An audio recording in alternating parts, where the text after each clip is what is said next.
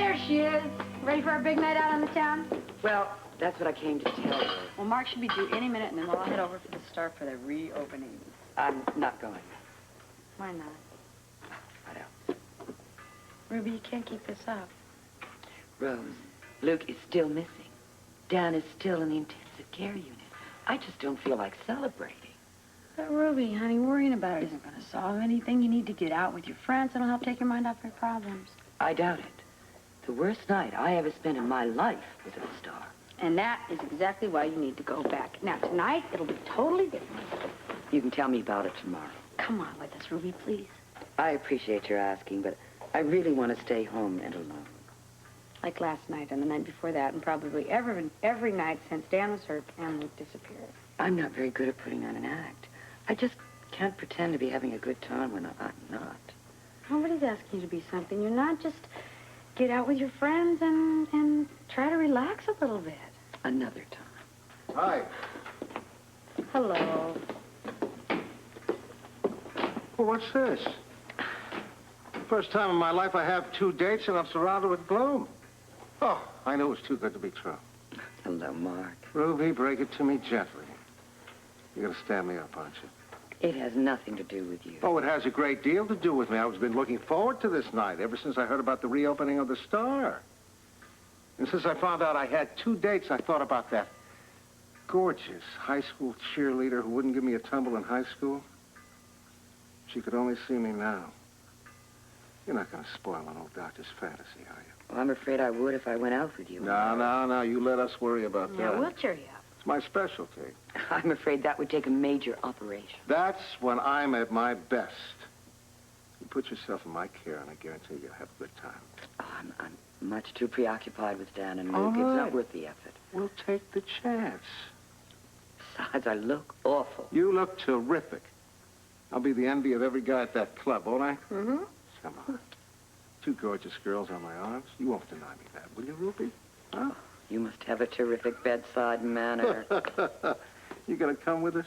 I know For a that few Luke and minutes. Dan want you to be there. For a few Sure. minutes. Okay. Ruby, on behalf of all the high school wallflowers, past and present, I thank you. I've got to go fix myself up. Yeah, you go to it. Yeah, we got dancing to do. Oh, Ruby, by the way, Dan is almost as stubborn as you are, and twice as tough as the rest of us. I think he's going to make it. And I'm his doctor. I ought to know. Oh, that cheerleader didn't know what she was missing.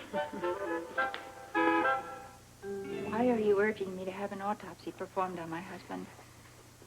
Mrs. Vangelder, you said that your husband had no history of heart trouble and that, as far as you know, he was in good health. Yes.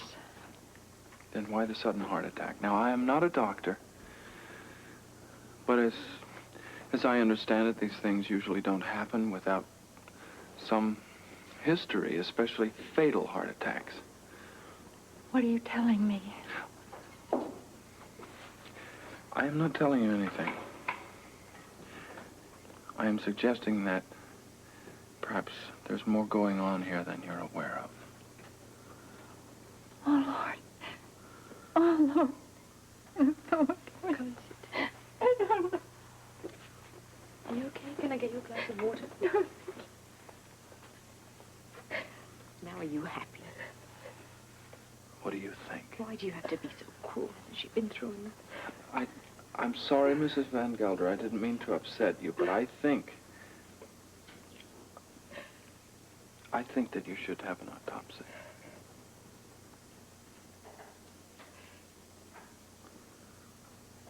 What do you mean? I mean that your husband either knew something that he shouldn't have known, or he was in somebody's way. I'm sure of it. Oh, I'm sorry. I know that you're trying to help me, but I'm so confused now. I know. I know, and I'm sorry. Thank you. I think we should be going. Oh, would you like to stay the night here? What? I mean, you both seem so tired, and I have so much room. Well, that's very kind of you. I'm afraid that it's very selfish on my part. You see, I'm really rather lonely, and I really would like to have the company. Of course, if you have other plans, it's okay. We haven't even figured out our next step yet, Mrs. Vangelder. Oh, well, then please, why don't you stay the night and get a fresh start in the morning? No. What's the matter? I'm terribly sorry, Mrs. Vangelder, but we can't. We really can't.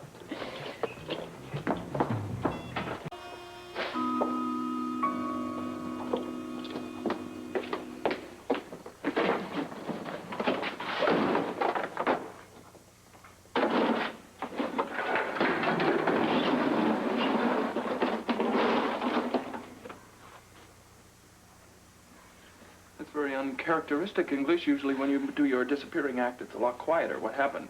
Why this? Why this? Why? I just couldn't stay there any longer. Why? Why not? The woman is lonely. Can you understand that? She offered to give us a place to sleep tonight because she's lonely. You act like she accused you of murdering her husband. Why do you say that? Hey, baby, just relax. Don't worry about it. They'll never pin it on you because I will always say you were with me. But I was. What's the matter with you? Oh, I'm just tired. Okay. If you're so tired, then why did you turn down Mrs. Vangelder's offer? Are you looking forward to sleeping under this car? I felt sorry for her. You have a funny way of showing it. You ran out of the woman's house without even thanking her or saying goodbye. I didn't want to impose. What are you talking about? She offered. Haven't we hurt her enough? The poor woman! Can't we leave her alone? The woman's been hurt, yes, but not by us, has she? You didn't do much good pushing her like that. All right, baby. I came here for answers. Nothing else. I'm very close to getting them, and nothing is going to stop me. Whatever the cost. Whatever the cost, I'm not dropping out of this until I find out what her husband's death has to do with us. What makes you think it has anything to do with us? Timing. It's very convenient. Couldn't it just be a coincidence? Not this time. You're overreacting. Well, then it's catching, darling, because your little juggling act with the coffee is not exactly subtle behavior. It was different. No, I don't think so. I think somehow it's all connected.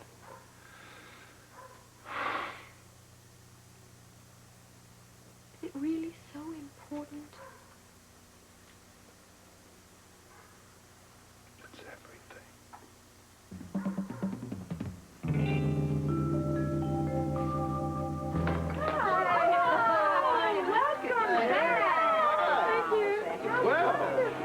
Looks none the worse for wear. Well, nothing that a few customers wouldn't help. Thought we'd get here early before the crowd settled in. If the crowd does come, I just hope they haven't forgotten about us. Oh, honey, not a chance. This is the hottest spot in town, for sure. We certainly miss coming. Well, I'm so glad you're back. Welcome. Thank you. Say, listen, have you heard any word from Holly or Luke? No, but as soon as we do, it's going to be drinks on the house for everybody. In that case, we'll stick around. Okay. Where's your table here? Oh, all right. Thank you. Good evening.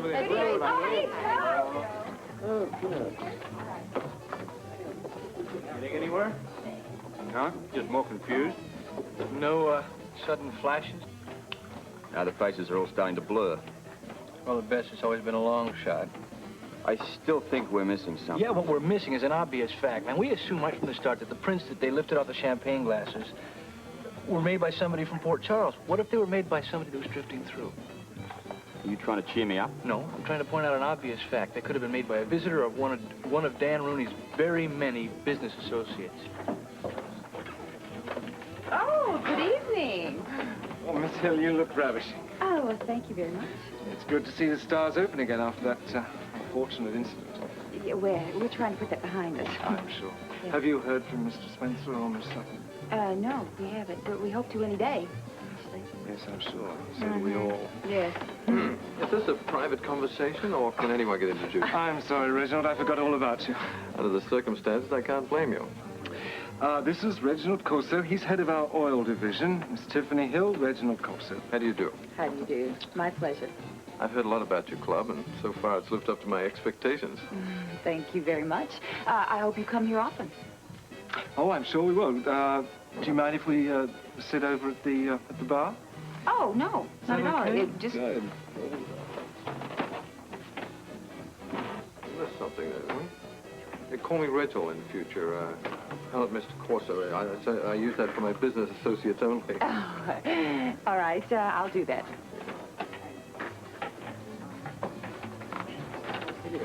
Yes. Tell me a service.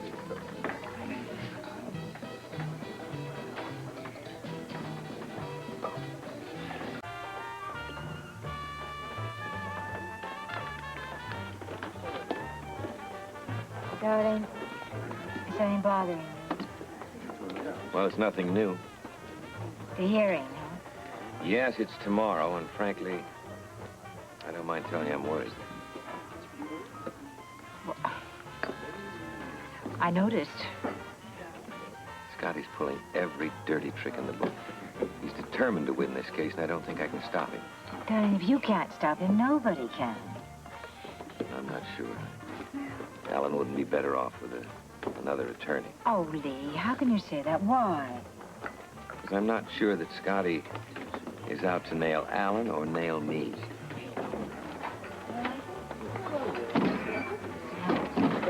Kind of entertainment you have at the start, and I blow up the place? Ha-ha. This one's yours. I was just kidding. She's kind of touchy, kind of picky about who she seats, huh? Yeah, well, I ain't. That's lousy grammar. I'm gonna have to have a long talk with her. Yeah, well, I wouldn't if I were you. Why not? She ain't interested in you. You want to sit down? I'll find my own seat. Suit yourself. I always do, Blackie. Yeah. Hello, counselor. Hello, Gail. Hello, Scotty. How come you're not at the office right now boning up for the hearing tomorrow? Are you so confident that you don't have to worry about doing your homework? Well, actually, I was going to ask you if you'd agree to a postponement, Scotty. I could use the additional time to prepare. Case you got, 100 years wouldn't be long enough. You're just going to have to make do with the time you have. I knew you'd understand. Oh, I understand. I understand that you're getting cold feet, and I think you ought to tell your client that. But I'm very busy. I can't go shifting my schedule around just because you're not prepared. I don't know why I bothered to ask. See you in court.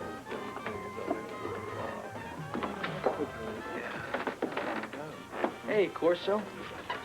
Plotting strategy, dealing with an absent oil baron? Not exactly. Yeah, we weren't talking business. Business. I like business. I'll join you. I don't think this would be particularly interesting for you. Okay, some other time. We'll be here.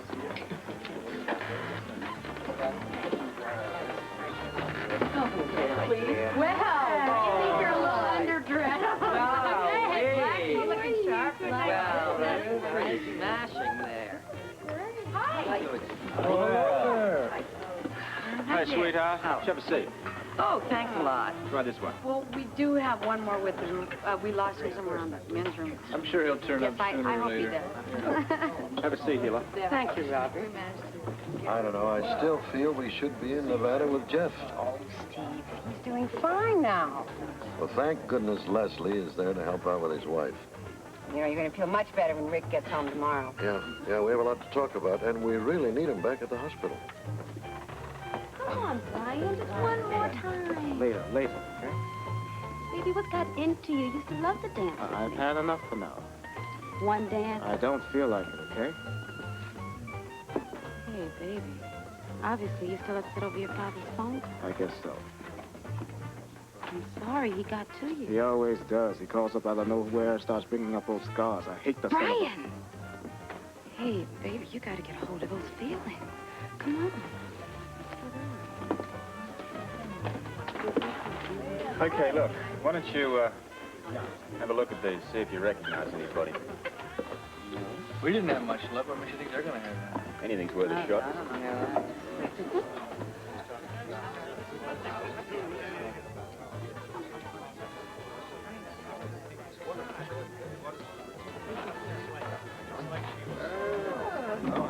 Oh, no.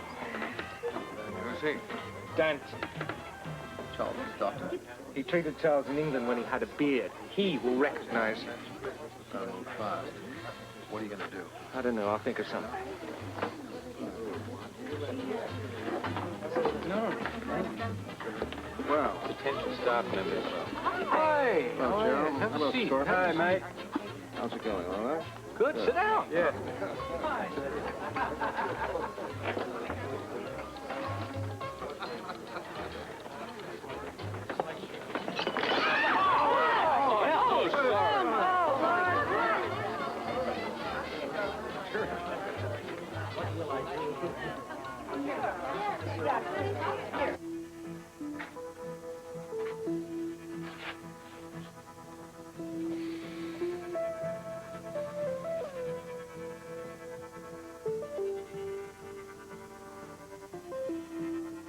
What was the reason you ran?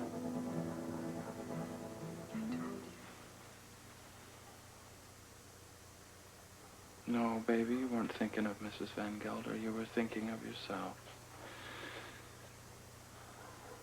Now, were you afraid that she would say something you didn't want to hear? Or were you afraid that she would say something you didn't want me to hear? I've had enough of your questions. So have I. Let's try some answers. What good would it do? Oh. Well, for one thing, it'd be novel. I ain't gonna believe what you want to believe anyway. Give me an alternative. What do you want from me? Now, one more time. Why did you run out of Mrs. Vangelder's house and her offer? We would be safe in there.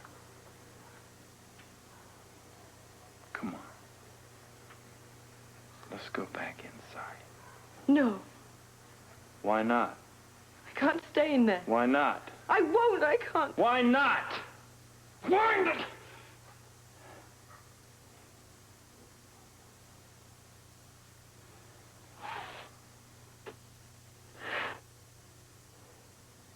Okay. We'll leave. Yeah. We'll leave. Tomorrow. Tonight. We're gonna take up Mrs. Vangelder's offer. We're gonna sleep in the house.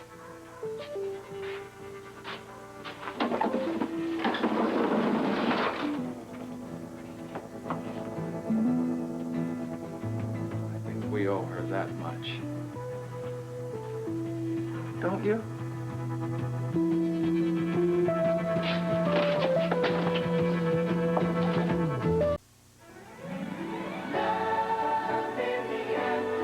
On One Life to Live, Cassie's innocent date turns into a kidnapping, and the Blood Moon killer is revealed. Now you know, huh? If I hadn't lied, she'd be there with Gary instead of with Kyle. And on the edge of night, Even the joys of spending money begin to pale. I need something more. I need responsibility. I have to settle down. Are you asking me?